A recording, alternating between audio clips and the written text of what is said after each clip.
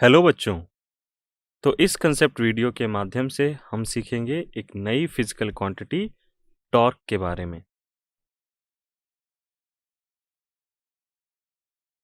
आपकी स्क्रीन पर दर्शाए गए इन तीनों चित्रों में क्या समानता है, इस बारे में सोचें और मुझे जवाब दें। अगर आप नहीं सोच पा रहे हैं तो इस कंसेप्ट वीडियो को देखने के बाद आप मेरे प्रश्न का उत्तर ज़रूर कर पाएंगे। अगर आप इन तीनों चित्रों को ध्यान से देखें तो एक कॉमन बात हमें नज़र आती है कि इन तीनों में ही फोर्स लग रहा है और वो फोर्स आपके ऑब्जेक्ट को घुमाने की कोशिश कर रहा है। यानी कि अब तक जो हमने पढ़ा कि फोर्स किसी भी ऑब्जेक्ट में एक्सेलरेशन प्रोड्यूस करता है, बट आगे हम जानेंगे कि ये ना सिर्फ एक्सेलरेशन प्रोड्यूस करने की क्षमता रखता है, बल्कि किसी भी ऑब्जेक्ट पर एक प्रॉपर तरीके से फोर्स लगाया जाए, एक सर्टेन पॉइंट पे फोर्स लगाया जाए, तो वो उस ऑब्जेक्ट को घुमाने की टेंडेंसी भी रखता है। अब फोर्स की इस कैपेबिलिटी को हम एक नई फिजिकल क्वांटिटी टॉर्क के नाम से जानेंगे। तो आइए जानते हैं कि टॉर्क होता क्या है। आपकी स्क्रीन पर टॉर्क की technical definition: if pivoted, hinged or suspended body tends to rotate under the action of a force, it is said to be acted upon by a torque। अर्थात अगर किसी बॉडी को हम किसी पॉइंट से suspend करते हैं, लटकाते हैं, या किसी एक्सिस के अबाउट हम उसको हिंज करते हैं, वहाँ पे फंसा दें, तो उस पे अगर हम फोर्स लगाएं आपकी बॉडी पर, तो वो ऑब्जेक्ट उस पॉइंट के अबाउट या उस एक्सिस के अबाउट घूमने की, रोटेट करने की टेंडेंसी रखता है। और तब हम कहते हैं कि आपके द्वारा लगाया गया फोर्स इस ऑब्जेक्ट पे टॉर्क एक्ट कर रहा है, टॉर्क लगा रहा है। तो बच्चों, सरल भाषा में अगर मैं समझाऊं आपको, तो जैसा कि आप इस एनिमेशन में देख सकते हैं कि दरवाजे के नॉब पर हमने एक फोर्स लगाया और उसके कारण दरवाज़ा खुल गया। लेकिन ग्रीन कलर से जो हमने एक्सिस ऑफ रोटेशन मेंशन करी है, दरवाज़ा उस एक्सिस के अबाउट हिंज है, वहाँ से वो फंस रखा है, वो उसी एक्सिस के अबाउट रोटेट कर रहा है। तो इस सिचुएशन में हम कह सकते हैं कि हमारे द्वारा लगाए गए फोर्स के कारण ये दरवाज़ा एक टॉर्क एक्सपीरियंस कर रहा है। बच्चों, ये ज़रूरी नहीं कि कोई भी ऑब्जेक्ट एक फिक्स एक्सिस के अबाउट रोटेट करने की टेंडेंसी रखे। हमारे इस एग्जाम्पल में दरवाजे के साइड में जहाँ से उसे हमने हिंज किया है, लटका रखा है, उससे पास होने वाली एक वर्टिकल एक्सिस के अबाउट ये रोटेट करने की टेंडेंसी रखता है।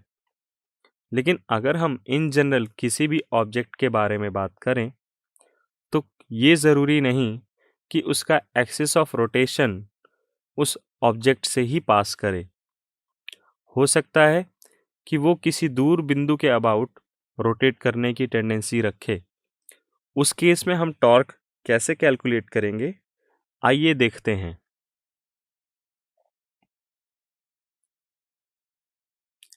जैसा कि आप देख सकते हैं, एक्स, वाई और जेड ये तीन कोऑर्डिनेट एक्सिस हैं।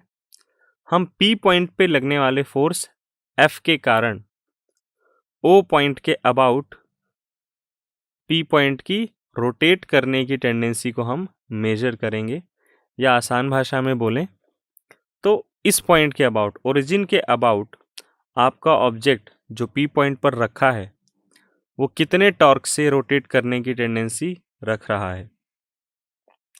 अब एक बात ध्यान देने वाली है बच्चों कि line of application of force आपको यहाँ पे इमेजिन करना होगा।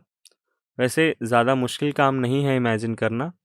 आप देखें कि फोर्स वेक्टर जिस डायरेक्शन में है, आप उसी डायरेक्शन में पीछे इस तरीके से line of action of force बना लें और फिर देखें कि उस line of action of force की पॉइंट ओ से कितनी परपेंडिकुलर दूरी है और आपका काम आसान हो जाएगा। तो आइए देखते हैं इसका फॉर्मूला क्या है। पी पॉइंट का आपको पोजीशन वेक्टर निकालना होगा, आगे ये कैलकुलेशन में काम आएगा। एक्चुअली में जो पोजीशन वेक्टर है आपके point of application of force का आपके रेफरेंस पॉइंट के रिस्पेक्ट में, ये बहुत ज़्यादा महत्व रखता है। यही निर्धारित करता है कि एक एफ फोर्स या एक कांस्टेंट फोर्स का कितना रोटेशनल इफेक्ट किसी पॉइंट के अबाउट होता है। तो ये फॉर्मूला निकल के आता है बच्चों कि torque of force F about point O, यानी पॉइंट ओ से अगर हम देखें तो पी पॉइंट पर एफ फोर्स लगाने पे वो पी पॉइंट पे रखा ऑब्जेक्ट कितने टॉर्क से रोटेट करने की टेंडेंसी रखेगा। इसका फॉर्मूला है बच्चों टाउ, हम टॉर्क को टाउ से डिनोट करते हैं। Tau is equal to R cross F. ये क्रॉस प्रोडक्ट है जो हमने सीखा था, यानी कि ये वेक्टर प्रोडक्ट है। तो कॉमन सेंस की बात हो गई कि दो वेक्टर्स का अगर हमने क्रॉस प्रोडक्ट लिया है तो उनका जो रिजल्टेंट वेक्टर है टॉर्क, वो भी एक वेक्टर क्वांटिटी होगा। इसकी दिशा अगर हमें निकालनी है तो हमें राइट हैंड थंब रूल का प्रयोग करना होगा। तो ये कुछ नॉमेनक्लेचर की बातें हैं। F is the force applied जो हम बता चुके हैं। P is the point of application of force, यानी कि P वो बिंदु है जहाँ पे फोर्स लग रहा होता है, और O वो पॉइंट है जिसके अबाउट आपको टॉर्क निकालना है, और R है आपके पॉइंट ऑफ एप्लीकेशन का आपके रेफरेंस पॉइंट से पोजीशन वेक्टर। अब चूंकि टॉर्क का मैग्नीट्यूड जो है इनके वेक्टर प्रोडक्ट से आएगा जो कि आर एफ साइन थीटा के बराबर होगा। अब हम इसे R sine theta into F भी लिख सकते हैं और F sine theta into R भी लिख सकते हैं।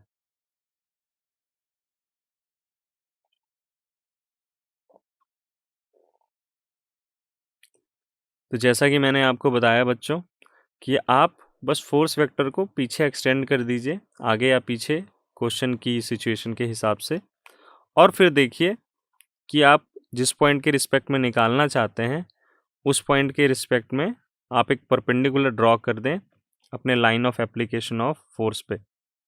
तो हम इसे दो तरीके से लिख सकते हैं, जैसा कि हमने अभी चर्चा की कि आप या तो पोजीशन वेक्टर के अबाउट फोर्स का परपेंडिकुलर कंपोनेंट ले लें, या फिर आप line of application of force के अबाउट पोजीशन वेक्टर का परपेंडिकुलर कंपोनेंट ले लें, क्योंकि अल्टीमेटली आपको आर एफ साइन थीटा निकालना है और थीटा आपके पोजीशन वेक्टर और line of application of force के बीच का एंगल होगा। तो ये एक काफ़ी कन्वीनियंट तरीका है, आप सिचुएशन के हिसाब से जो आपको आसान पड़े आप इन दोनों टेक्निक में से उसका इस्तेमाल कर सकते हैं टॉर्क का कैलकुलेशन करने के लिए। तो ये R perpendicular R sine theta हो गया जो येलो कलर की डॉटेड लाइन से दर्शाया गया है। ये परपेंडिकुलर कंपोनेंट है आपके पोजीशन वेक्टर का। अब किससे परपेंडिकुलर है? ऑब्वियस सी बात है, line of action of force के परपेंडिकुलर होगा। दूसरा पर्सपेक्टिव है इसको समझने का कि आपने पोजीशन वेक्टर के रिस्पेक्ट में फोर्स का परपेंडिकुलर कंपोनेंट ले लिया, तो आपको जो परिभाषा आसान लगे समझने में आप बच्चों वही परिभाषा अपना लीजिए। हम चर्चा कर ही चुके हैं कि टॉर्क की डायरेक्शन अगर आपको कैलकुलेट करनी है तो आप राइट हैंड थंब रूल का प्रयोग करेंगे।